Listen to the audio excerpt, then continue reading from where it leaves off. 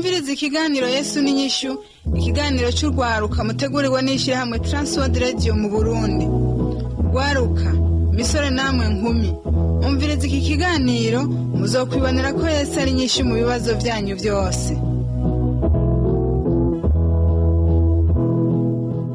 Ndaguhaye kaze mu kiganiro Yesu n'inyishu cyo kuri no munsi mugenzi washimye kubana natwe mukaba muri kumwe na Samuel Nsabimbona sanzwe narakibatunganiriza. Umutumire wanje ni Pastori Posiano, twahuriye hano mu ntara ya Karusi ku ishengero Anglikane Katedrale Saint Pierre y'Ibuhiga. Pastori nagoma nongere ndabahe mwiriwe. Nagize mwiriwe cyane nyakuba Pastori. Mu gice ca mbere mwaratubariye ingene mwarutse n'ingene mwakiriye Yesu nk'umwami n'umukiza mu bugingo bwanyu n'umunezero mufise mbere n'ivyizigiro mwaronkeye muri Kristo Yesu. Iyo tuvuga rero yuko Yesu ari inyishu, hari aho umuntu atubwira inyungu yakuye mu kumenyana na Yesu. We hari inyungu wakuye muri uko kumenyana na Yesu? Kuri narakuyemwo inyungu ikomeye ko aho ngeze hose sinicuza.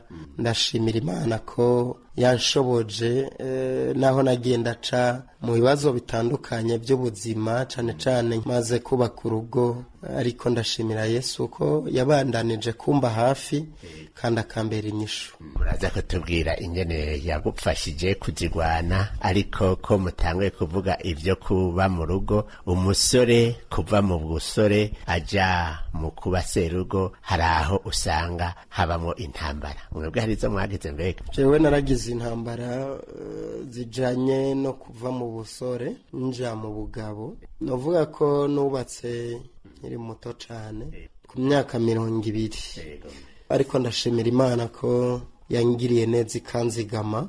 Nubatse nkiri muto bivuye ku mvo zitandukanye, kubera ko bene wacu bamwe bari bibereye mu bisagara vya Gitega na Bujumbura, abandi bari barapfuye, abandi nabo bari bakiri batoya.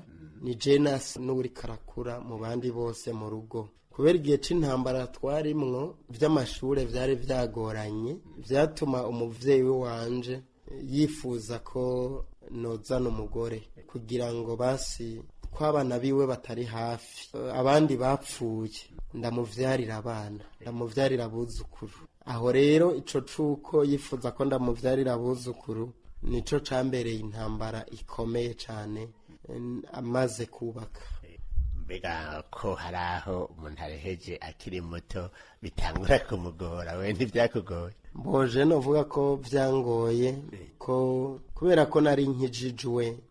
Twe baratwigisha ko atari vyiza guherekeranya n'umusore n'inkumi tugikizwa, tuze turaherekezanya amajoro tugendana mu mabarabara, ko bishobora gusamaza abantu kandi ko bishobora kuvamwo n'ivyaha vy'ubusambanyi. Gutyo rero umuvyeyi amaze kumbwira ati genda urondera umukenyezi je nzogukwera, naciye nja mu gikorane. Ngiye mu gikorane nari narabonye umukobwa umunsi umwe, ndamwiyumvira ko umuvyeyi amaze kumbarira iryo jambo nca ndabishira mu mutwe. Uyu munsi aho nsangira wa mukobwa mu gikorane nca ndamuresha, nca ntangura ndamubaze numve. Jewe rero nabona vyoroshe ko ubajije umukobwa ubwo nyene acaguha inyishu. Ngaca yambwira ati taha nzokubwira hanyuma. Nyuma rero ntivyavuye ngo bigende neza, byaraciye kure. Abandi bakobwa bahava babijamwo kuko nasanzwe ndi umurongozi w'ugwaruka kuri iryo shure. Yari shure ririko n'abakobwa benshi, bakagenda bakamubwira ati bari abantu baba ahantu habi, baba mu nyovu n'abarozi. Gutya hava avuga ati nta kuntu yodusiga twebwe tungana gutya ngo aze gukoresha wewe kuko ni nareheje muri komine ya Gitaramuka. Ati burya yahunze ko twe tutomwemerera. Mugabo agaca bagaruka bagacambwira ati uyu ujya mukobwa ntazokwemerera. Ati none wewe mukwirigura ja hariya kandi twe turi ngaha no kubera iki? Numva rero baragenda bakamubwira ko atari vyo, ko jewe ndi mubi, wacu turabakene, ariko mu vy'ukuri dufatiye ku miryango isanzwe yo mu misozi twe twakuze turi abana babayeho nk'abandi bose. nta nzara twigeze tugira, twari turi mu rugo rwiza, urugo dutunzemwo impene, dutunzemwo iki, dushatse inyama twabagize iwacu tukazirya tukanezerwa. Mugabo ugutuka ntagutorera, baravuga ko turi abakene, turi abarozi, turi iki, kugira ngo barangene bovyica. Mugabo afise intumbero ko we yompeba, hanyuma nkabatoramwo umwe. Aho wihebuye ubonye ugiye kuresha bikaca byanka kandi waziga ko biza kunyaruka? Narihebuye mbere ndafata n'ingingo, ndabwira umuvyeyi ntuburere ivyo kuzana umugore ndabihevye, ati nzosubira kwiyumvira ico ciyumviro haciye imyaka 2. Ego ariko kubera umugambi ari uw'Imana, nahavuye mbona abo biwabo uwo mufiance wanje baragira amatohoza, baratya baramenya ko babantu ari kinyoma ari kubabesha. Hanyuma nza mbona abanyandikiye agakete, ico gihe nta n'amatelefoni yari ahari, bavuga ko bavyemeye ni tubikunda twojana amafaranga, hanyuma ibintu bikabandanya gutyo. Rero bamaze ko twandikira ikete, ya ngingo navuga ko nzomara imyaka 2 naciye ndayivako, tuca dutangura rero kubishira mu ngiro. Ego muri ico gihe byariko birapfa, wasenga gute? Narasenga cane, kubera ko nari umusore akijijwe cane, tugeranije n'abasore b'iki gihe bamwe bamwe, ku buryo ntigera mpugumba. Gusa narabona ko hari akabazo, mugabo uwo Yesu nari narakiriye, nari umuntu ashushe cane mu vy'agakiza, kandi nari ndongoye n'abandi. Gutyo rero numva kabisa mpagaze neza, vuga nti nta kibazo, n'ivyapfa si ivy'Imana izoba yarateguye, hanyuma nzoba ndindiriye isezerano ry'Imana ikindi gihe. Narumva ndemye rero, sinigeze mfata izindi nzira zitandukanye, kuko naho haciye ayo mezi vyaranse, nta umukobwa n'umwe nigeze mpamagara ngo ndamubaze nti wewe kurya yanse reka wenda gucagure. Mumva ko n'abandi bakobwa babimpamagariramwo, mugabo naciye ntekana, ndarindira igihe c'Imana kigeze, urubanza ruragenda neza.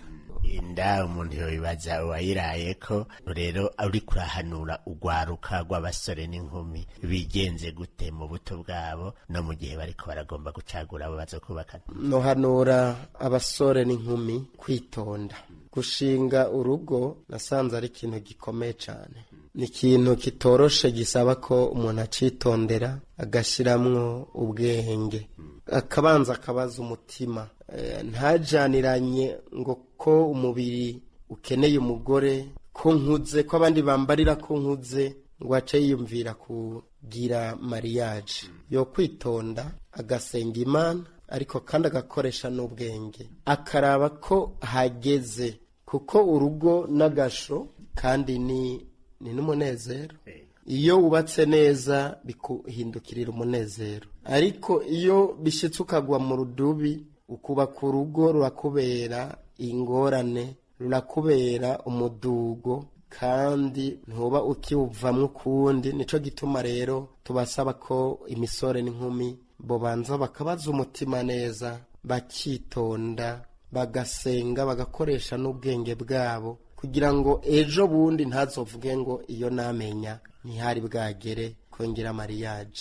Jewe ndabifise ko, kuko maze kubaka nagiye mbona ibindi bibazo bikomeye cane, nobabwira bitari bikeya byanshikiye, kandi iyo ntaba mpagaze muri Yesu Kristo byari kuntembana. Kuko nyene ikiganiro ni Yesu n'inyishu, kandi ahanini tugomba gufasha ugwaruka kugira ngo rumenye yuko kugira Yesu mu buzima ari ryo fatiro nyamukuru rishobora gutuma kazoza kabo bamererwa neza. None uwo mwigeme arakwemereye, murafashe ingingo yo kubaka ugwanyu. Igihe mufashe iyo ngingo, nta ntambamyi zoba zarasubiye kuba? Mbo tumaze gufata iyo ngingo, nta ntambamyi zasubiriye kuhaba.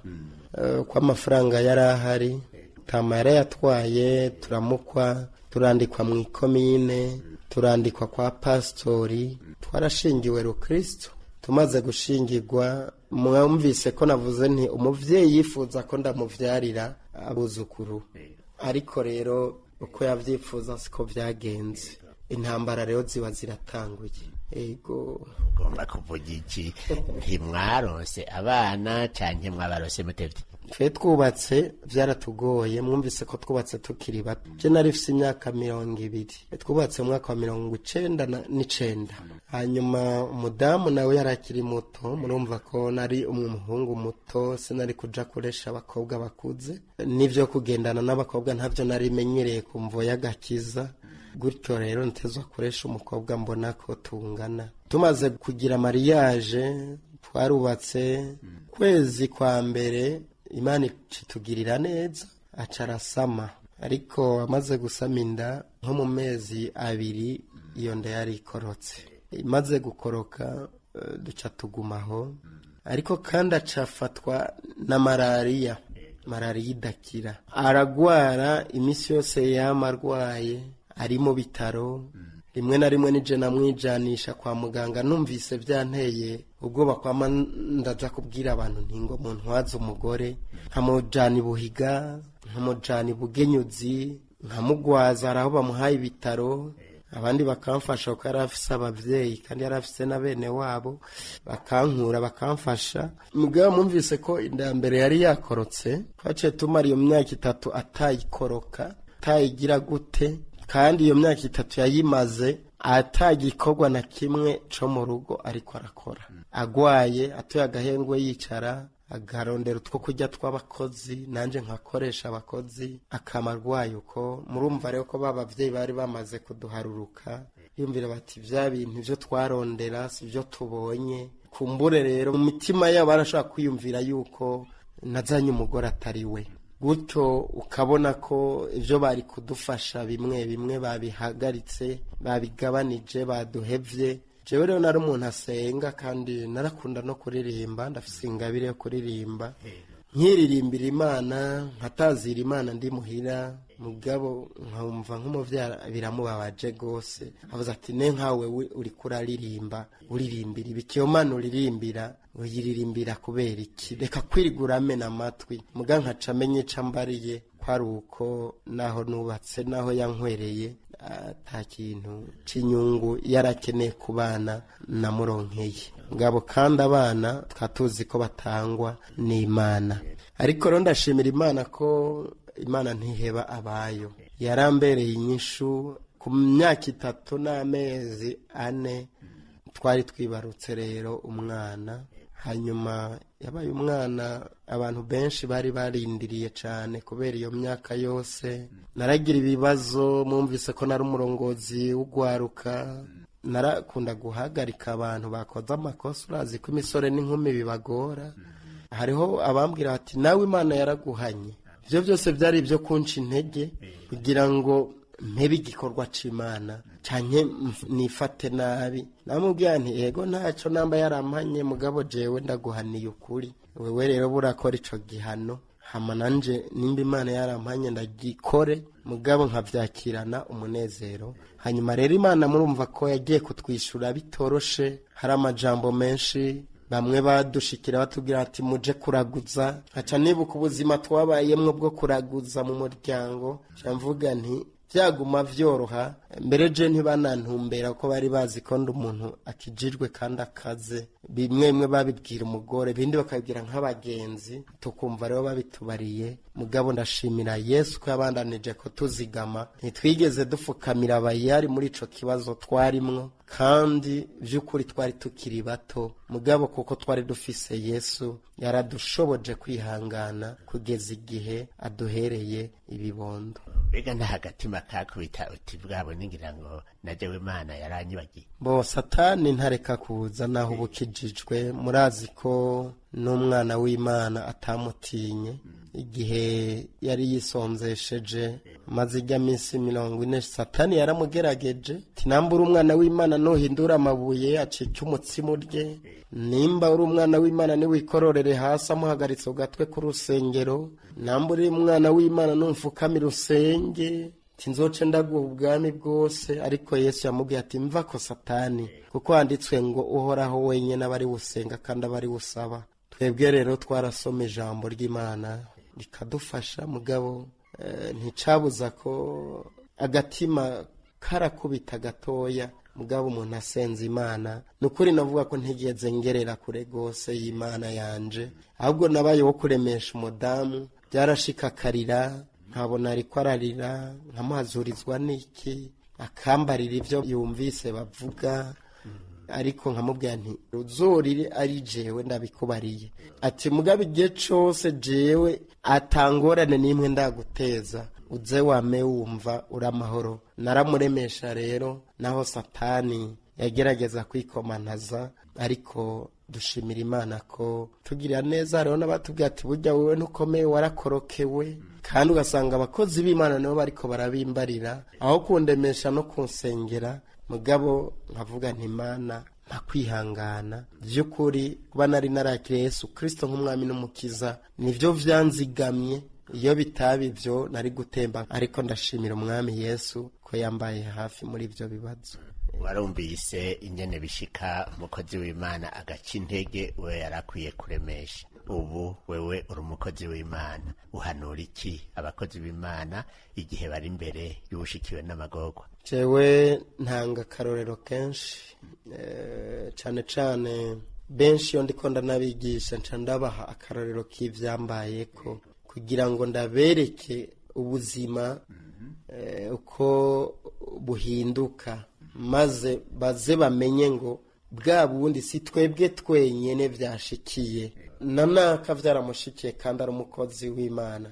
Gutyo rero abakozi b'Imana ico no bahanura, Yesu yavuze ngo mubabarane n'abababaye, murirane n'abarira. Umuntu yibereye mu bibazo, naho wewe ubumerewe neza, uragerageza ukishushanya nawe, ukarondera ingene umuremesha kandi ukamwereka ko hari ivyizigiro, ko Imana ikiri ku ngoma, kandi ko igihe kigeze Imana izomwishura, hanyuma ukamusengera ukamuba hafi. Kenshi abantu bari mu bibazo abantu baca babahunga, n'umukozi w'Imana agahunga abantu, ariko bene abo nibo bakeneye kubegera, hanyuma ukabasindagiza ukabafasha. Je nafashije benshi, kandi benshi baravyara n'abana bavuga ati uyu yavuye mu masengesho ya mwarimu Posiyano, bakanshimira Imana. Nkabona abo bana babanzaniye ko ndabavyara kwibatisimu, bavuga ati umwana n'uwi wawe, kandi je ntaco naba nakoze kiretse gusenga no kubaba hafi, kuko nzi umubabaro umuvyeyi yubatse agira atararonka ikibondo. Ego uti igihe nari muri ayo magorwa jewe nakunda kwiririmbira akaririmbo. Biroroshe kuririmbira mu bibazo? Bo ntivyoroshe udashobojwe n'Imana. Ego ariko rero jewe ngira ngo Imana yaramfashije, naho nari muto irampa umutima wo kuba umugabo, nta bwoba nagira, kuko naguma ngerageza kwerekana igihagararo canje no mu bibazo, no mw'ishengero, no mu bondongoye, kugira ngo bose bagume bibaza ati none urya muntu ari mu biki, ko umengo nta kimudonora. N'ubu bibazo ndabicamwo bitari bike, mugabo nguma nshimira Imana kubera Yesu yampaye kurema, kandi namanzi ko Yesu ari hafi yanje. Gutyo rero nta ntambara zintera ubwoba. Mu ntambara umuhizi ariko araririmba ngo arashobora kunesha. Hari akaririmbo wahora ukunda kuririmba canke n'ubu ukunda kuririmba wotucishirizamwo tukumviriza? Jewe ndakunda kuririmba indirimbo zitandukanye, n'ubu nyene noshobora kuririmbira Imana. Shirizemo kamwe uvuga utakana inkoramutima. Narakubonye Mana, narakubonye Mana, narabonye ukuboko kwawe, narakubonye Mana, narakubonye Mana, narakubonye Mana, narabonye ukuboko kwawe, narakubonye. Impfuvyi abapfakazi wababera umuvyeyi, barabonye ineza yawe maze ndanezerwa. Narakubonye Mana, narakubonye Mana, narabonye ukuboko kwawe, narakubonye Mana.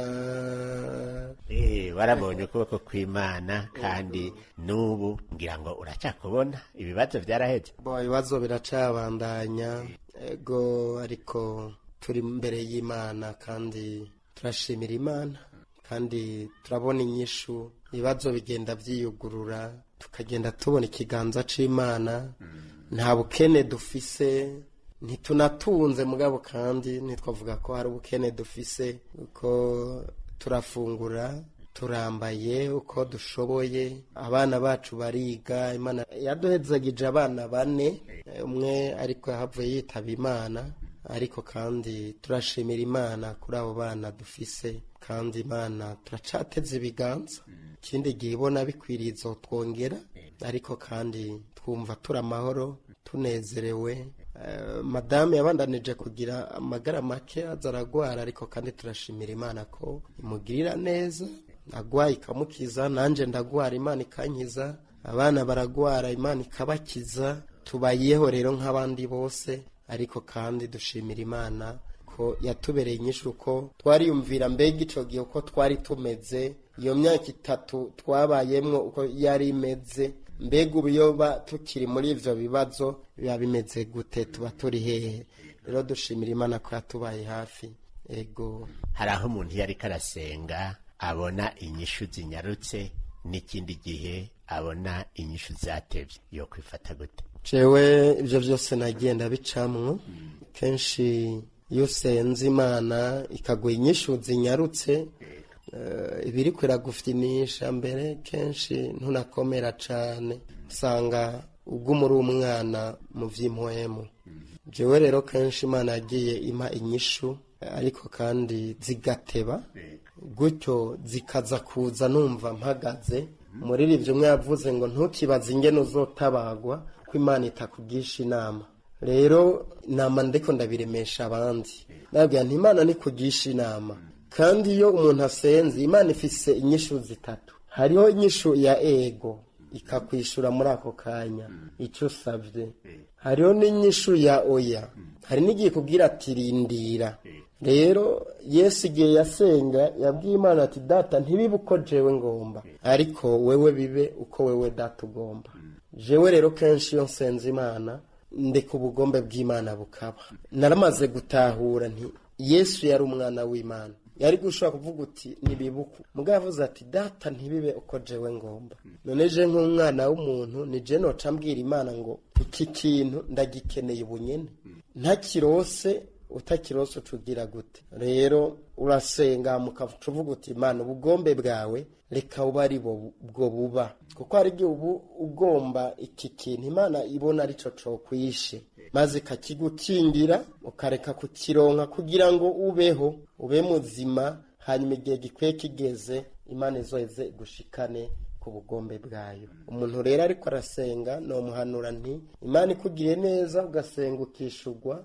umenye ngo vyari mu bugombe bw'Imana ntivyavuye kugusenga cane kwe wawe ahubwo Imana yabona ko bigukwiriye kandi bikubereye ni wabona naho bitevye uzomenye ngo ni Imana yagomvye kunkingira kuko ivyumviro Imana itwiyumvira ko si ivy'ivyago ariko ni ivy'amahoro kugira ngo tugire ivyizigiro byo muri kazoza n'ivyo vyizigiro byo muri kazoza Imana itanga ku bantu bayo ngo binyarutse ibiri kirabafyinisha bitevye naho ibiriko irabigisha kugira ngo ukwizera kwabo gushishikare gukura turiko turasozera rero kino kiganiro sindabizi yuko imbere yuko tugisozera hari ijambo uvuga uti iki mu bivyangize mu ntahe yanje sinogenda ntakibwiye abariko baratwumviriza jewe ikintu novuga cyamfashije gikomeye ni ukwihangana nagize ukwihangana gukomeye mu bintu byose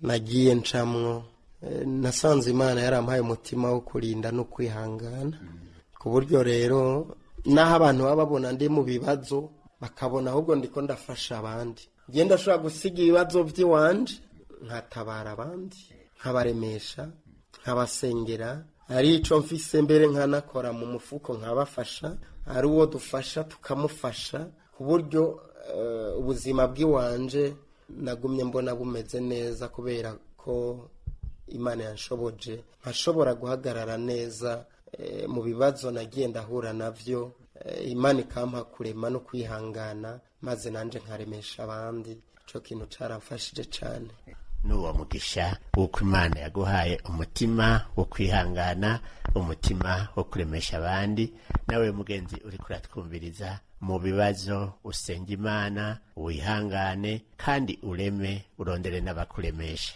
Mu gihe rero nawe wowe ugomba kwakira Yesu nk'umwami n'umukiza mu bugingo bwawe kugira ngo abe ari we akuremesha, uciye bugufi aho nyene uri no muri ibyo bibazo byawe, Yesu yo kubera inyishu. Ntihasaba Pastor Fosiano afatanya nawe gusenga. Data, turagushimiye iki kiganiro ciza, kiganiro Yesu n'inyishu.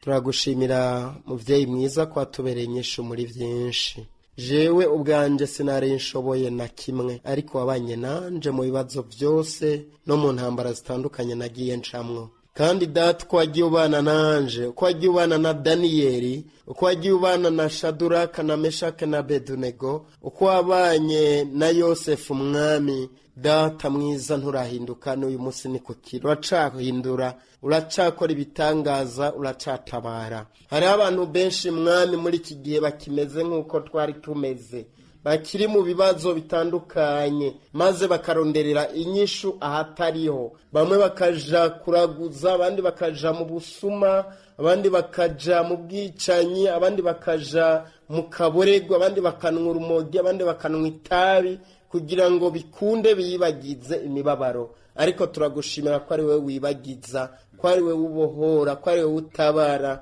ko ari we ukiza. Ndasengeye uwo muntu wese aremerewe mwami, kugira ngo aze kuri wowe Kristo maze umutabare. Uwo muntu wese yafukamye mwami, Data mwiza, kubwira ijambo no kubwira intahe, turamusengeye kugira ngo umugirire neza, maze mwami amenye ko ari wewe ubutura imitwaro.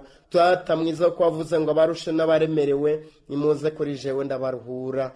Kandi warabwiye n'ishengero ryawe ukoresheje umukozi wawe Petero mu byakozwe n'intumwa, Data ati nuko nimwihane muhindukire, maze ibyaha byanyu bihanagurwe, hanyuma ibihe byo guhembuka ibone ingene biza bivuye mu nyonga zanje. None turasenge wowe wese mwami yihanye, wowe wese aciye bugufi, wowe wese ariko ararizwa n'ibyaha vyiwe, wowe wese ariko arizwa n'intambara ariko aracamwo, ahanga amaso wewe, maze Kristo nawe umubera inyishu muri vyose. Hanyuma umuhe gutsindanishirizwa, cane cane umuhe umutima wo kwizera, uzoba ukoze ibisigaye ubane nawe, maze umubera inyishu muri vyose, umutabare mwami mwiza.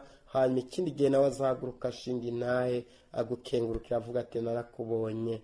Urakoze kuri Mana y'umugisha, mu izina rya Yesu Kristo umwami wacu, amen. Uri nyishu Yesu, uri nyishu. Ikiganiro cacu cyo kuno munsi tugarukije ngaha. Ndakengurukiye Pastori yamfashije kukibatunganiriza, akaba nitwa Pastor Sabumuremyi Posiano, akorera kuri Katedrale Petero Mweranda kwishengero Anglikane Gibuye. Samuel Sabimbona mwari kumwe, nkaba ndakwikebaniye, ndakwifuriza umugoroba mwiza. Kabugomba kutubaza cyo kutwunganira, utwandikire cyawe dutelefone, wanditse ukoresha agasanduku ka poste 1140 i Bujumbura, canke email TWR Burundi@gmail.com, canke naho turunyikira ubutumwa bwanditswe kuri telefone ngendanwa 79 884 286, canke 69 671 277.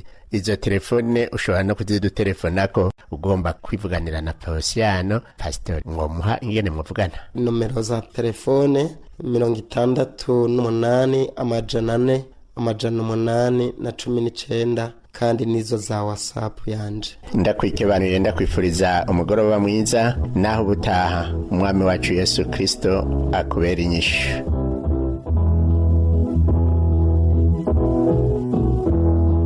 Ico cyari ikiganiro cy'urwaruka Yesu n'inyishu, mushikirizwa n'ishyirahamwe TWR Radio mu Burundi. Niba nawe ugomba gushinga intaye ko Yesu yakubereye inyishu, cyangwa ugomba kutwunganira, twandikira uti Yesu n'inyishu, agasanduku ka poste 1140 Bujumbura, cyangwa dutera kamo kuri 24 26 57.